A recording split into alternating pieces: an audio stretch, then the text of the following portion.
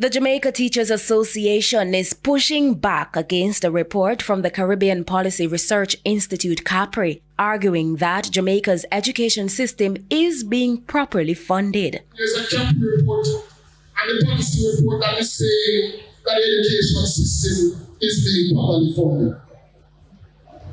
And the reason why they say this is because the government is spending a little bit over 5% of GDP on education, and they're comparing this with other countries that are spending 5% of their GDP on education.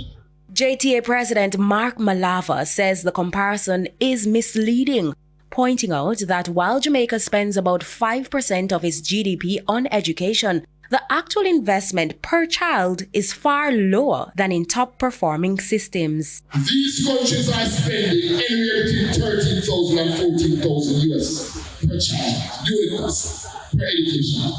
Over $1.7 million these countries are spending on education per child, and Jamaica is spending under $400,000 in many instances. You're comparing apples to oranges.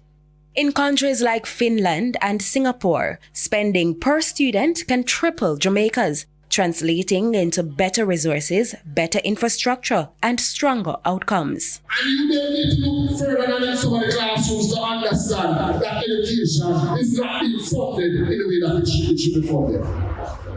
Some of these classrooms, colleagues, are as old as the Egyptian pyramids.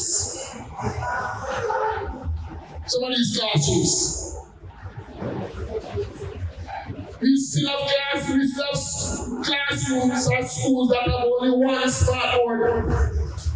And that's less than peer minimum. Every classroom should have a smartboard.